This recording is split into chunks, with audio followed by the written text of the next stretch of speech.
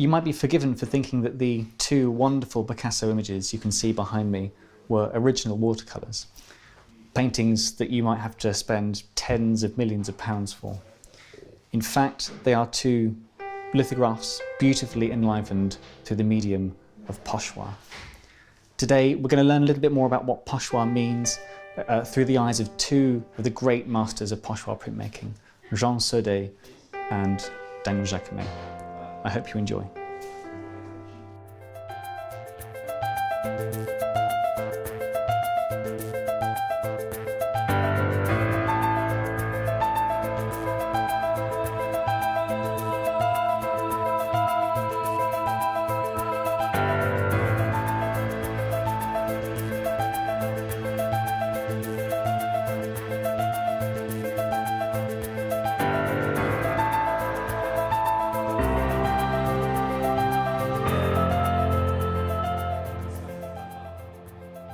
Welcome back to Goldmark TV. We've got another bumper broadcast ahead of us today. Later, my colleague Kate is going to be looking at the fantastic John Piper Coventry Cathedral screen prints that we produced. And a little after that, we're going to listen to the thoughts of Reverend Richard Coles, who came and looked around our Phil Rogers exhibition a couple of weeks ago. So that'll be a nice opportunity to revisit some of those pots. But for today's bumper feature, I've spent a couple of hours in our fantastic stores upstairs, and I've uncovered a wonderful array of different portfolios and prints to show off what is known as Pochoir printing. Pochoir printing is a form of applying colour through stencils to prints, or building prints from scratch using stencils. It's slightly difficult to understand in your head, but fortunately for us, I've got this wonderful book by Jean Sodé, who was one of the original masters of the medium. And it's called The Traité d'un luminaire d'art au Pochoir. So Sodé is going to show us exactly how it's done. Sodé was a printmaker who sort of came to prominence in the early 1900s. He was trained by André Marty, who was a very famous printmaker, a Parisian Beaux-Arts trained artist of the sort of early 1900s, 1920s, who specialised in Art Deco, sort of decorative fashion prints and fashion art. And Sodé was one of his early pupils before he went off and set up his own workshop called the Ibis. This is a wonderful book that he produced in the 1920s that enlivens Pochoir, that shows us exactly what the process involved, and some wonderful Pochoir prints too. There's actually some letters here directly from Sodé's office that I've got here. So what exactly is Pochoir? It's printing through stencils, extremely thinly cut stencils from metal. And colour is applied through these stencils with a brush, or a series of different kinds of brushes.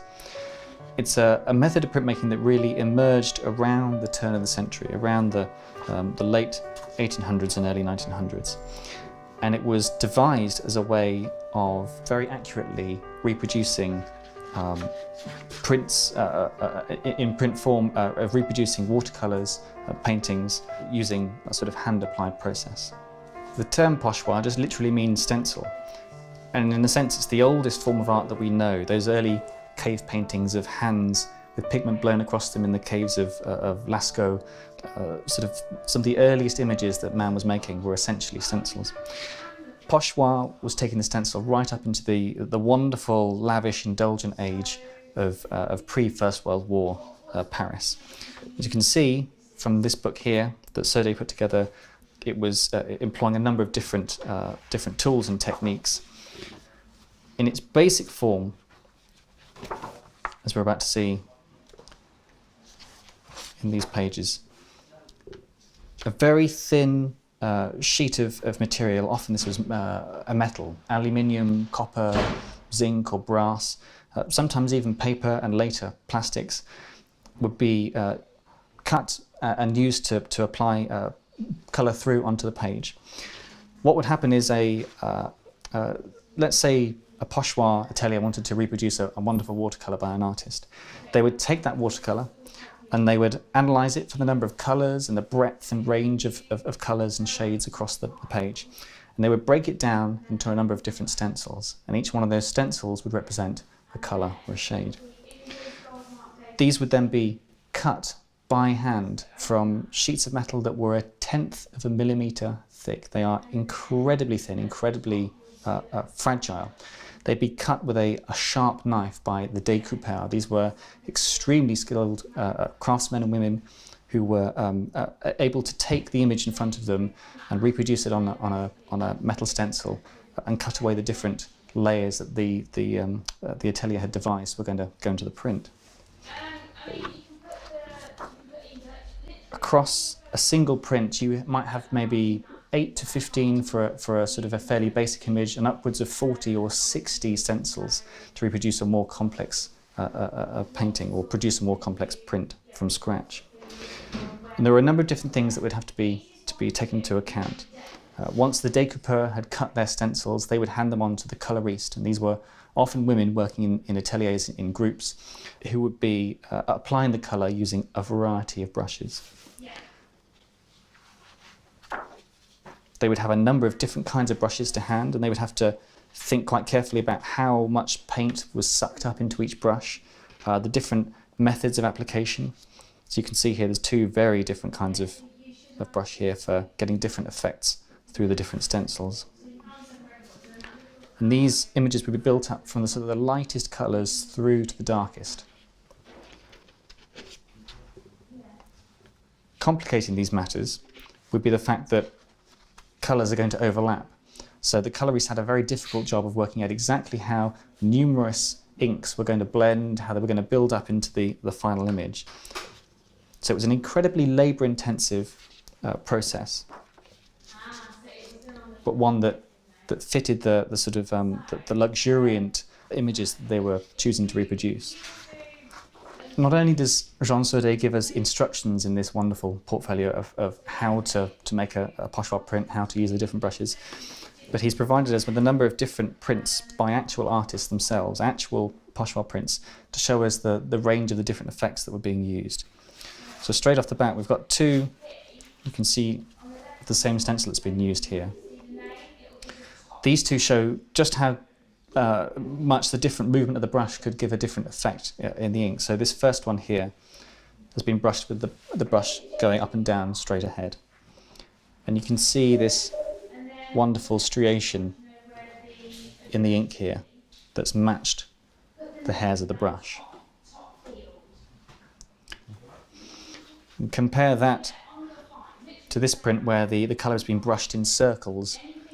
So you've lost all that movement of the brush, but as a result you've got this beautiful, rich colour instead, with no sort of sense of it having been brushed on with bristles. The wonderful thing about Pochoir is that because the colour has been applied by hand, you can get a variety of different effects for different colours. And it also, because it's been applied through a stencil, there was a slight build-up of the ink or of the paint against the edges of the stencil. So the images that result have a kind of wonderful tactile quality. The ink is almost literally lifted. It has an edge that you can feel as you run your hands over the print. Saudet has been kind enough, in fact, in this to include for us a Pochoir stencil. You can see this has been much used.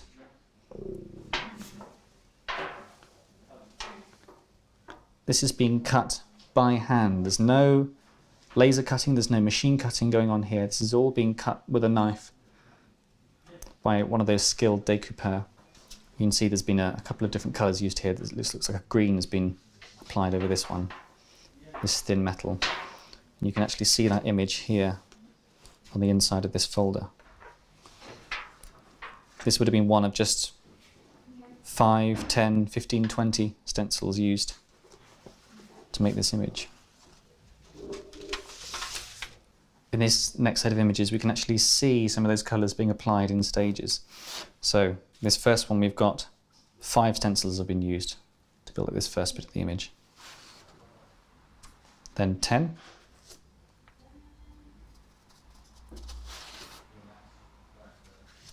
Then 25, you can see some of these lighter colours being applied in here. And there's the final finished copy with 32 stencils. Often Pochoir will be used to reproduce watercolours. That's the obvious medium that you might think would be able to give you get the effects of using this sort of hand-applied brush motif technique. But in fact, the possibilities with Pochoir were endless. So here we've got a beautiful manuscript that's been brushed in with what must have been an incredibly complex and thin series of stencils to facsimile this wonderful old illustrated manuscript.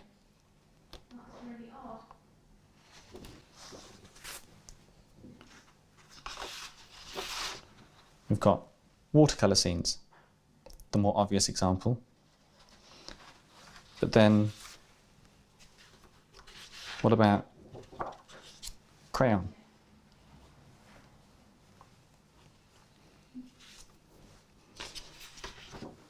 Pochoir could be used to add colour to already existing prints. So here we've got this portrait by Maurice Denis, and there's the added colour.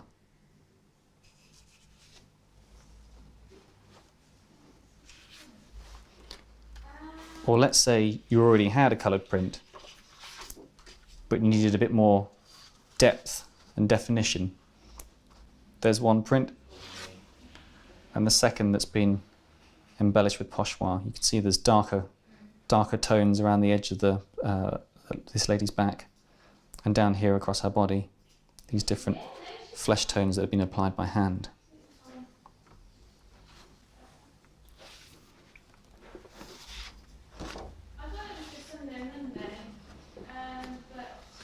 Here you can see how the different gradations in colour that you wouldn't be able to necessarily get in lithography or other print mediums, that sort of hand judged gradations of colour can build into a very sort of faithful reproduction. This is a print that's been built up entirely in Pochoir, and you can feel that surface quality. In fact, we'll see it in these next couple of prints too.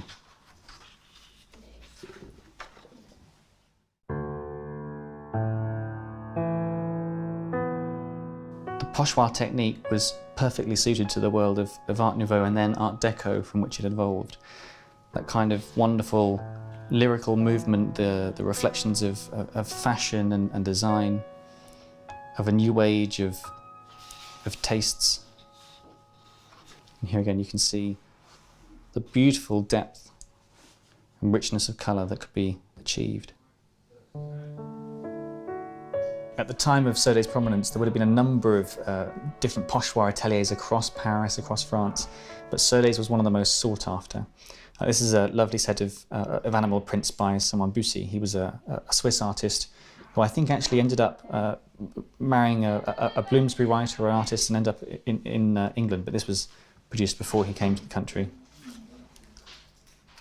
And here you can see that Pochoir being used in all its rich glory.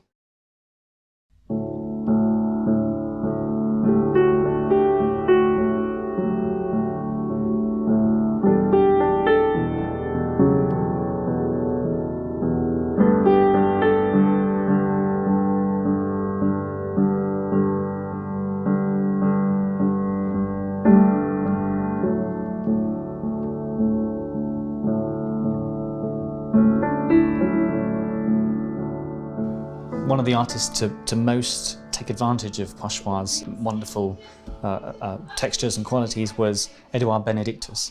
He was an artist, but also a chemist, a designer, a sort of fashion influencer.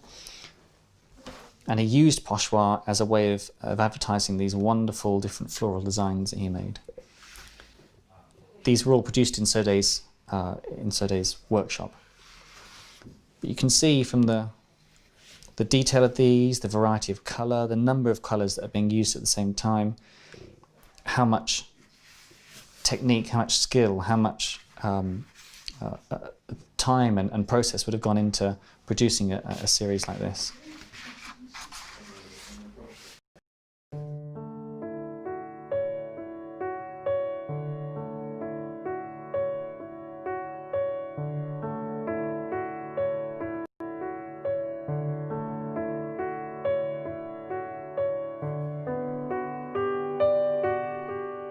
As the world of haute couture and fashion and furniture design at large cottoned on to the sort of the beautiful effects that you could get through Pochoir, it became the de rigueur way of advertising, of producing wonderful brochures and fashion journals. And I've got with me something really fantastic. This is the Journal des Dames et des Modes. It's was a fashion brochure, a sort of subscription that ran from as early as 1797. And it used the method of Pochoir to enliven its prints of the latest fashions from Paris. Artists like Georges Le Pape, Georges Barbier, Umberto Brunelleschi would provide these beautiful designs, these sort of early Art Deco designs of the latest fashions to be found in Paris, as a way of people keeping up with what was a la mode on the continent. And they became so popular that they weren't just used in France, but they were brought across to the UK too.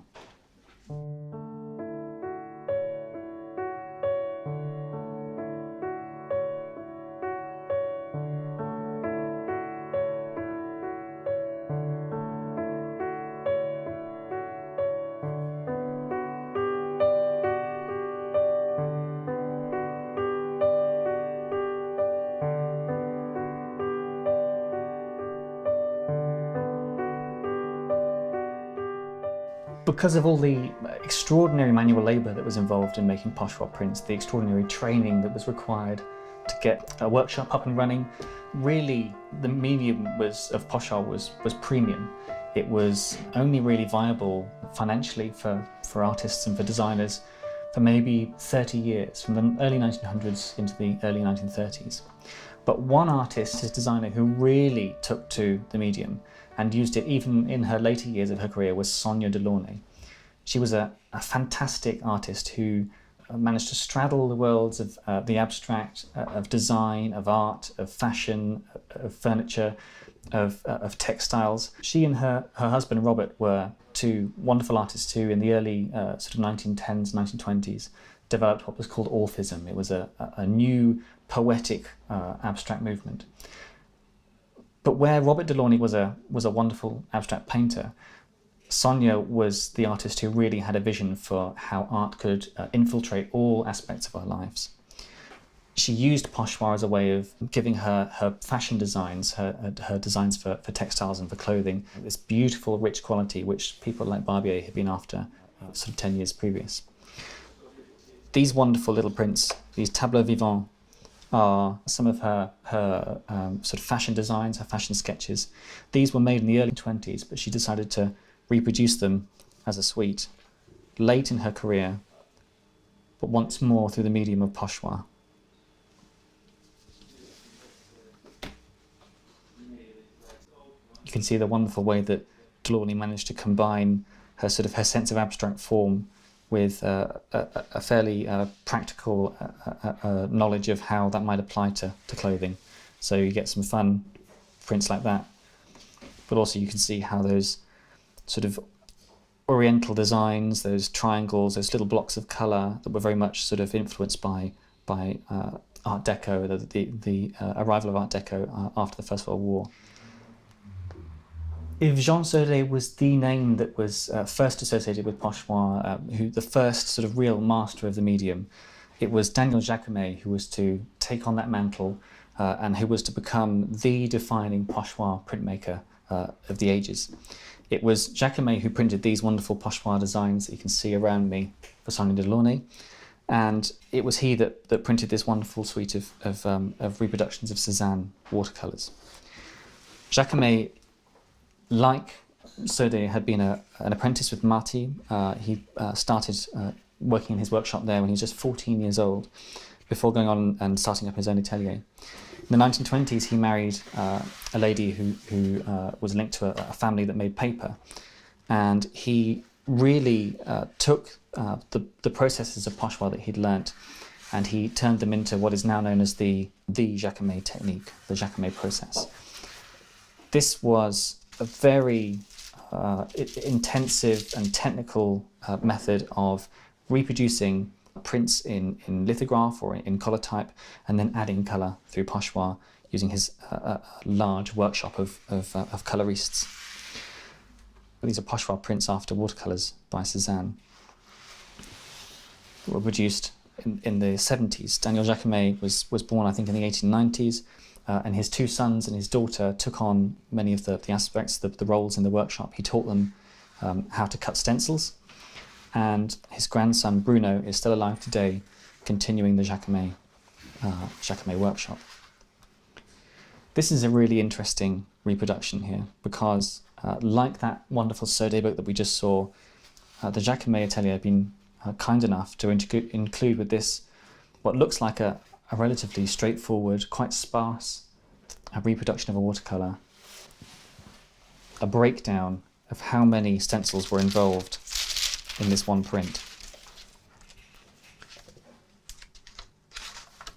So here we have the lithograph that's been reproduced on the page so that they could work out where to cut. For what you can see under here is another stencil. That's stencil number 2, number 3, number 4, number 5,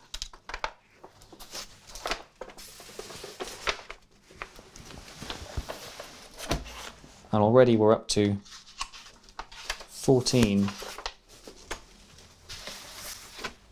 and 15. 15 plates just for this flash, this sort of wonderful wash of colour, just brings this little scene to life, this still life of the kind that Cézanne was so well known for.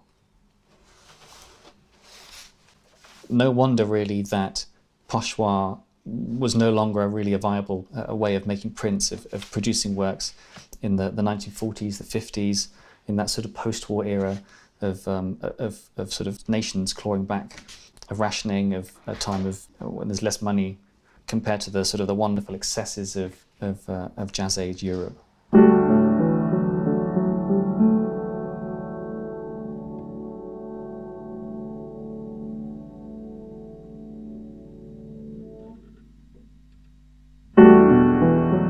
After the extravagances, the elegance of those glittering Jazz Age scenes, of the proliferation of fashion journals, of things like the Gazette du Bon Temps, the journal of good taste, which ran for I think 10 or 15 years, and showing these wonderful Pochoir prints at luxuriant, expensive prices.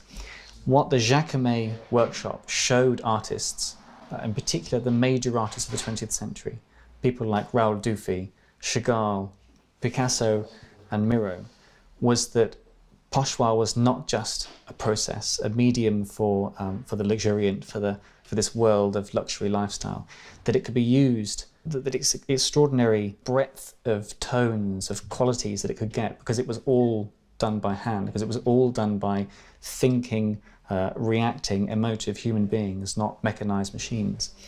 It showed those artists that they could reproduce some of their most complex works in really beautiful, faithful ways.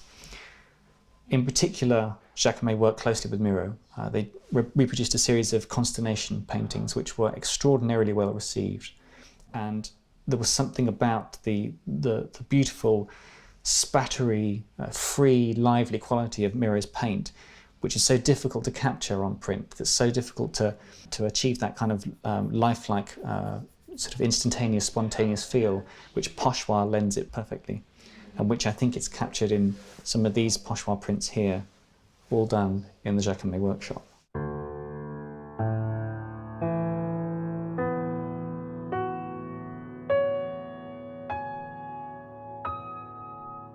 As many of you will already know, here at the gallery we love our food just as much as we love our art, and if you visited the gallery in the past, we have probably invited you to sit down and join us. During those lunchtimes we've met some amazing people, customers, visitors, and it was during one of those lunchtime conversations that Mike was talking to a customer who also happens to work for Coventry Cathedral.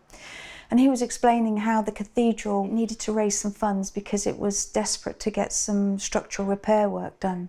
This got Mike thinking what he could do. Is there something that he could do to help? And he knew that Coventry had the 2 paintings that John Piper had done from studies. I think it was the morning after that Coventry Cathedral was bombed. And so he got to thinking, we have our own atelier down the road. How about we make some limited edition prints that we could then print, they could be sold, and some of the proceeds of that sale could then go to raising some money for Coventry to do the repair work. The printing of them, it would have been very easy, I think, if we'd have done them as a reproduction print, but we wanted to make them the best prints that they could possibly be. Because down at the atelier, our master printer Ian and Jan specialise in screen printing, it made sense to make these into a pair of screen prints.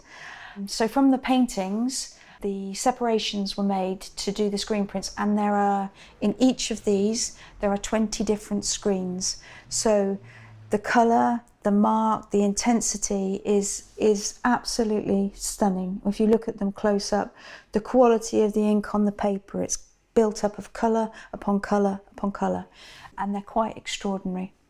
There's 2, so there's this one, they're both Coventry Cathedral. This one is interior, and then this one is Coventry Cathedral.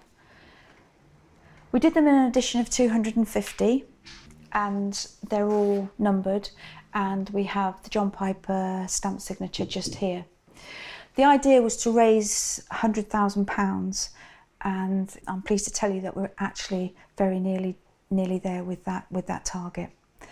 This one, which is proven to be very popular. We have one left of this, and then we've only got a few more of the interior, which is this one. But both beautiful pieces. And again, look at all this detail, it's incredible.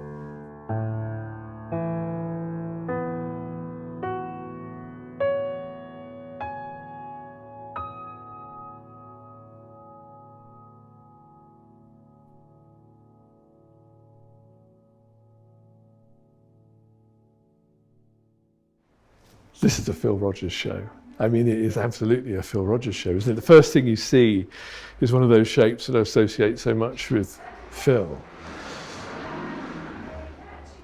There's a sort of tapering and an elegance and a fine finish to his work, to some of his work, that I sort of recognise straight away. You see it on that very high kink on the handle. And the kind of pellets, the stuff worked into the surface of the pot, but that's very Phil. And if you just look at the fineness of the work around the rim and the lip, this is a master at work, you know that. I mean, even if I took my glasses off and couldn't make out the fine detail, I'd know immediately it was Phil, because you've got salt glaze, you've got nuka, you've got the, I don't know how to pronounce it, I would say bung chong, which is probably wrong, but Phil correct me, which is a kind of later thing in his work. And you get that very, very kind of almost like a dark green glaze, and then I don't know the right term, hakame I call it, which would be the Japanese version, across it, and then just these very simple hamada-like figurative flourishes. So beautiful, I love it. And that's a new thing. And it's interesting, another thing you see with Phil is that the shape of the pot and the surface of the pot relate to each other. So for example, that shape, it wouldn't work, would it? With nuka or with a salt glaze or something, it works with that. This is new, look. I've not seen this before. This kind of graty surface. And then, I don't know what's happening here. You've got this kind of creamy, kind of faint ghost glaze, like a slip that's dripping down over. So that looks like African to me. Again, all I do is reveal my own ignorance of this thing I'm supposed to be talking about.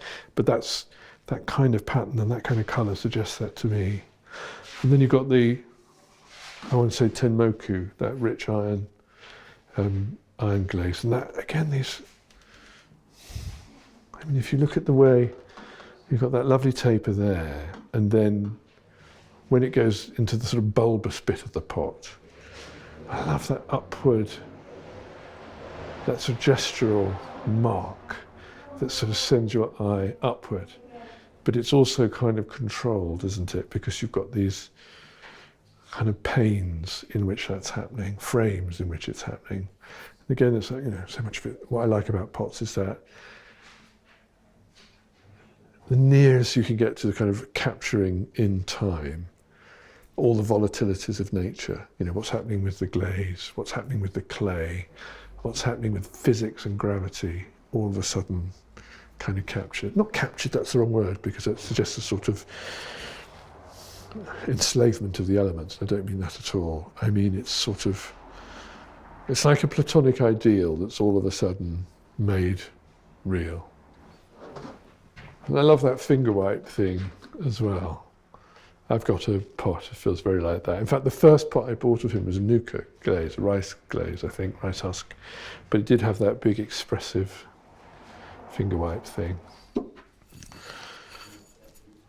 One of my favourite purchases from Phil was a little chawa, not by Phil, but by Shoji Hamada, actually. And it's a bowl about that size, and it's just got one hakame brushstroke round the rim, just done in one perfectly executed movement. And I could say that Phil loved it, and anyway, I bought it, and I love it too. And maybe that's what you do, you try to... You see, I'm talking it all up, and I know that Phil will sort of talk it all down when I talk to him, but maybe that's how it should be. Like most people who are extremely good at what he does not speak about it in a particularly extravagant sort of way. Potters don't, on the whole, I think. The thing I love about them is that it's use. So, I mean, one of the things I've been doing in lockdown is I'm slightly terrified because my cleaners come back to work tomorrow. So I should really be at home cleaning for the cleaners because it's just so filthy, the vicarage, it's so appalling. But I have been exercising aesthetic control over certain areas, and one of them is my bathroom. And I've now arranged my bathroom shelves because I'm obsessed with this brand of Portuguese face cream and hand cream called Ben Amor. It comes in lovely tubes, you'll love it. Honestly, Goldmark should sell it, it'd be great. But I put them in Unomis, that are Phil Unomis, because I've got a few of those now. And I used to sort of, kind of treat them slightly as a gallerist would, or as these sort of sacred objects that you put in the thing. And actually they are for use, I think. I don't know if Phil would approve of me putting my shaving stuff in one of his Unomis, but I do. And it means I use them every day. And it means I see them every day and I handle them every day, and I like that. Ooh, this is a new thing. Not seen something like this before.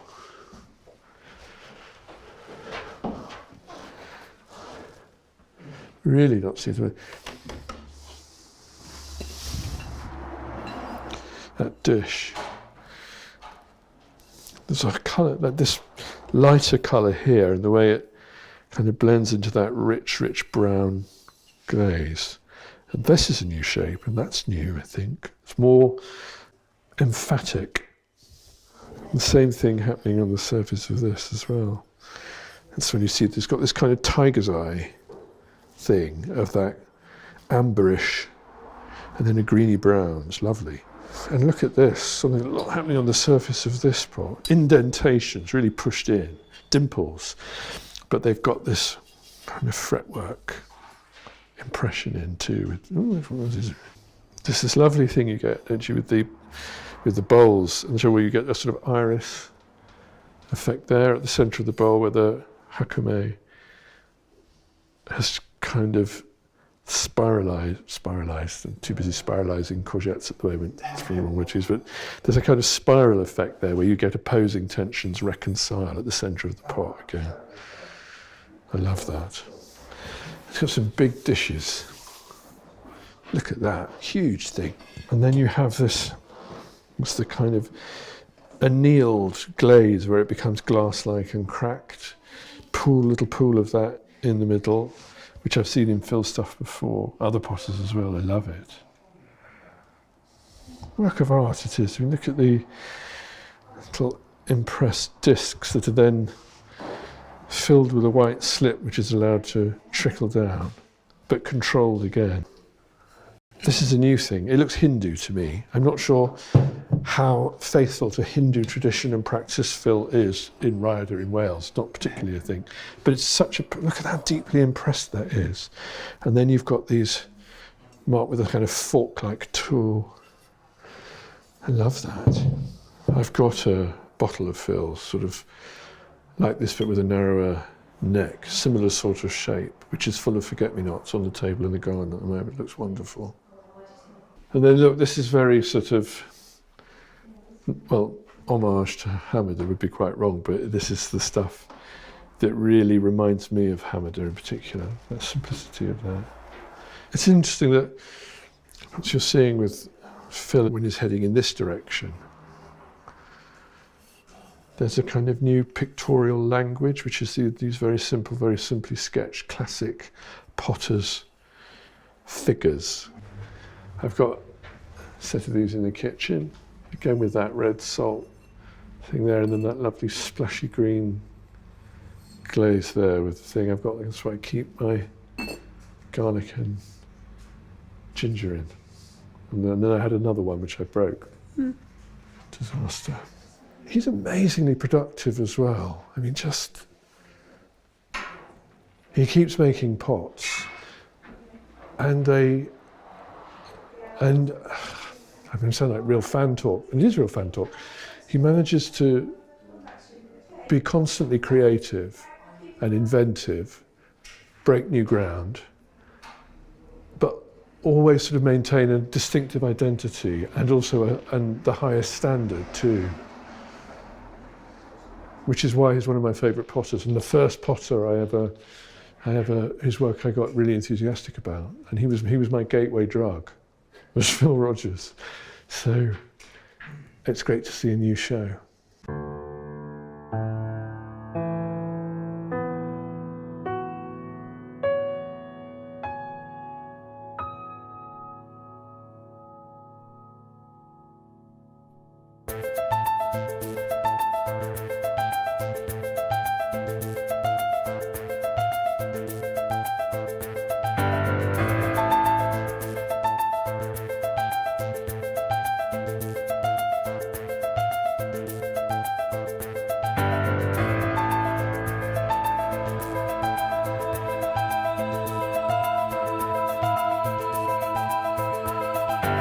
We need to educate, entertain our customers.